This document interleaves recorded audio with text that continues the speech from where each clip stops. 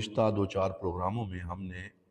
تجدید کی راہ میں حائل جو رکاوٹیں ہیں ان پہ بات کی، اور آج اسی سلسلے کی آخری کڑی ہمارا یہ موضوع ہے کہ جہاں پر دیگر بہت ساری چیزیں ترقی کا سفر روکتی ہیں اور ذہنی نضج اور پختگی رک جاتی ہے اور قوموں کو عروج کے بجائے زوال پذیر ہونا پڑ جاتا ہے، وہاں پر ایک بہت بڑا عنصر یہ بھی ہے کہ کسی بھی قوم کی نظر میں اور اس کے ذہن میں اور اس کے شعور اور لاشعور میں اگر اس کا مقصد ہدف واضح نہ ہو تو پھر بھی کوئی قوم ترقی نہیں کر سکتی، اور اس کو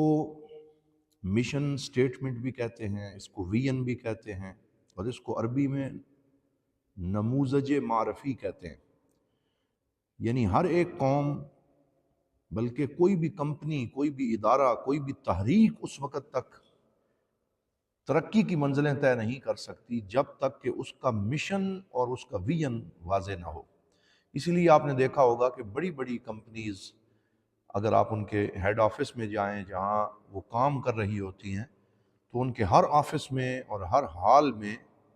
گیلریز میں ان کی مشن سٹیٹمنٹ جو 5-6 لائنوں پہ مشتمل ہوتی ہے وہ لکھی ہوتی ہے،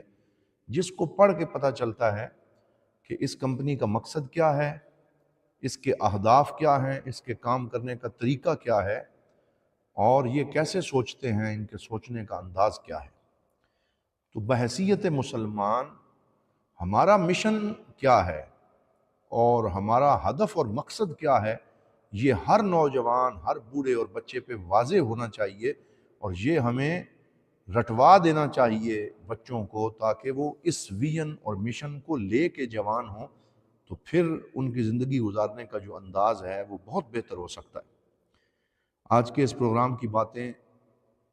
ظاہری طور پہ ذرا مشکل ہیں لیکن انتہائی ضروری ہیں، اس لیے ہم وہ عرض کر رہے ہیں۔ جس بھی کمپنی یا ادارے کا آپ مشن اور ویژن پڑھیں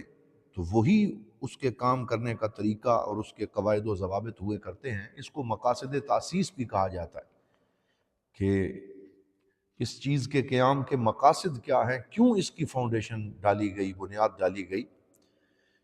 اب سوال یہ ہے کہ اسلام کا مشن اور ویژن کیا ہے، اسلام کے مرکزی مقاصد کیا ہیں، یہ ہر مسلمان کو یاد ہونے چاہیے، کیونکہ یہ وہ اینک ہے جس سے مسلمان اپنی منزل کو دیکھ سکتا ہے، اور اگر یہ نہیں ہوگا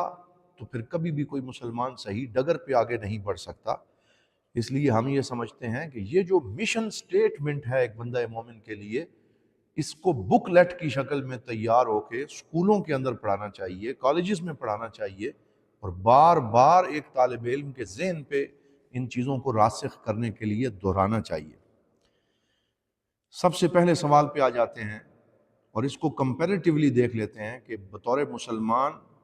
ہم کیسے دیکھتے ہیں اور مغرب اور جو ویسٹ کے لوگ ہیں وہ اس کو کیسے دیکھتے ہیں۔ سب سے پہلے مشن اور ویژن کو بیان کرنے کے لیے 2-3 سوال ہوتے ہیں، اور وہ یہ ہیں کہ من این جئنا ولماذا خلقنا وین نذهب، ہمیں کیوں پیدا کیا گیا اور ہم کہاں سے آئے اور ہم نے کہاں جانا ہے۔ یہ تو وہ بنیادی ہمارا زندگی کا سفر ہے جو ہمارے ذہن پہ اگر واضح ہوگا تو ہم کبھی ڈگمگائیں گے نہیں، لڑکھڑائیں گے نہیں، بلکہ ہمیشہ بڑی سے بڑی مصیبت اور مشکل میں بھی ہمارا ہدف اور ہماری منزل متعین ہوگی اور ہم اسی کے مطابق فیصلہ کریں گے۔ جبکہ یہی سوال اگر یورپ کے لوگوں سے پوچھا جائے کہ آپ کہاں سے آئے اور کیوں آپ کو پیدا کیا گیا اور آپ نے جانا کہاں ہے، آپ کی منزل کیا ہے، تو وہ کہتے ہیں کہ یہ سوال ہمارے لیے اہمیت نہیں رکھتے اور ان کا جواب جاننے میں ہمیں کوئی دلچسپی نہیں ہے۔ کیوں؟ کیونکہ ان کا مشن سٹیٹمنٹ جو ہے اس میں یہ سوال کہیں ایگزسٹ ہی نہیں کرتے، موجود ہی نہیں۔ ان کے مشن سٹیٹمنٹ میں صرف دنیاوی زندگی کی ترقی، مادیت، مٹیریلزم، منافع اور مصلحت، یہی ان کے مشن سٹیٹمنٹ میں چیزیں ہیں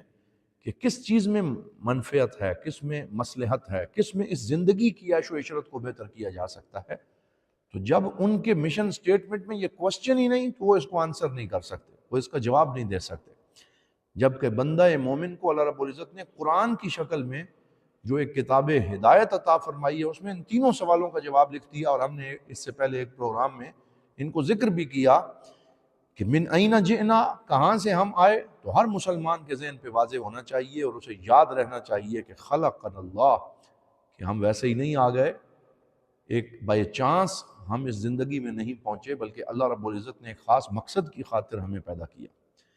پھر وہ مقصد تخلیق کیا ہے؟ لنعمر الکون، تاکہ ہم اس زمین کی آباد کاری کے لیے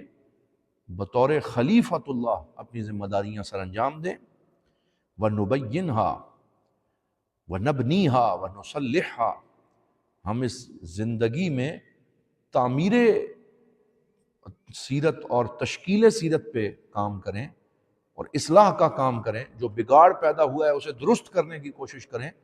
اور انسانیت کے بھلے کے کام کریں، اور یہ سارے کام اللہ کی رضا کے لیے کریں۔ تو یہ ہمارا مقصد تخلیق ہے۔ پھر این نذهب، ہماری منزل کہاں کیا ہے، ہم نے جانا کدھر ہے؟ تو اگر ہم اپنے مقصد تخلیق میں کامیاب ہوتے ہیں، سندخل الجنہ، تو انشاءاللہ جنت میں ہمارا ٹھکانہ ہے جو اللہ رب العزت نے اپنے بندوں کے لیے تیار کیا۔ یہ وہ مشن اور ویژن سٹیٹمنٹ کا بنیادی کوسچن ہے جو الحمدللہ ہر مسلمان کے ذہن پہ اگر واضح ہوگا تو وہ اپنی زندگی کے اہداف اور مقاصد کو بہتر انداز میں متعین کر سکے گا۔ لیکن یورپ کے ہاں جو چیز انہیں رٹوائی جاتی ہے، اسکولوں میں پڑھائی جاتی ہے، وہ مصلحت، مٹیریلسٹک اپروچ، سکسیس اور منی، کہ کامیابی دنیا کی کس چیز میں ہے، پیسہ کیسے ملے گا، ڈالر کیسے ملیں گے، اور پھر اسی کے اوپر وہ اپنی ساری تھنکنگ اور اپنی ورکنگ کی بنیاد رکھتے ہیں۔ الحمدللہ ہمارا مشن اور ویژن واضح ہے تو پھر ہم بہت اچھی زندگی گزار سکتے ہیں۔ لیکن اگر یہ واضح نہ ہو اور ہمیں یہی مقاصد یاد نہ ہو جو ابھی ہم نے ذکر کیے، جیسا کہ ہماری اکثر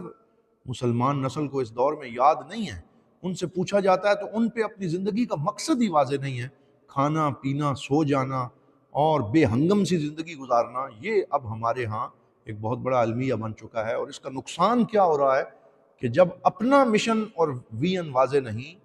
اور اپنی زندگی کا ہدف اور مقصد واضح نہیں، تو ہمارا نوجوان بھی یورپین لائف سٹائل کو اپنا رہا ہے اور انہی کے مشن اور ویژن کی طرف جا رہا ہے۔ وہ کہتا ہے جیسے وہ زندگی گزارتے ہیں کہ 4-5 دن کام کرو اور 2 دن جو ویک اینڈ کے ہیں وہ خوب عیش و عشرت کرو، پھر پیسے کماؤ، پھر اڑا دو اور اللہ تللے میں زندگی گزارو۔ تو یہ نقصان ہو رہا ہے کہ اپنے مشن اور ویژن کو نہ جاننے کی وجہ سے یورپ کے مشن کو اور ویژن کو اڈاپٹ کیا جا رہا ہے، جس کی وجہ سے بندہ مومن جو ہے وہ اپنے مقصد تخلیق سے ہی بالکل عاری ہو چکا ہے۔ تو یہ تو ایک پہلی اور بنیادی بات تھی ہمارے نصاب تعلیم کے حوالے سے اور مشن اور ویژن کے حوالے سے۔ اور اس میں ایک بہت بڑا پیراڈائم شفٹ ہے، اس کو پیراڈائم شفٹ کہا جاتا ہے، اور پیراڈائم شفٹ سے مراد یہ ہوتا ہے کہ ہمارے بطور مسلمان سوچنے کا انداز ڈیفرنٹ ہے، اور یورپ اور امریکہ کے لوگوں کے سوچنے کا انداز ہی بالکل جدا گانا ہے، کیونکہ سوچنے کی بنیاد مختلف ہے، اور وہ بنیاد ہماری الحمدللہ ایمانیات کے اوپر قائم ہے۔ تو اگر ہم اپنی ان بنیادوں کے اوپر پختہ ہو جائیں تو پھر کوئی ہمیں ہمارے پاؤں کے اندر ان کو متزلزل نہیں کر سکتا۔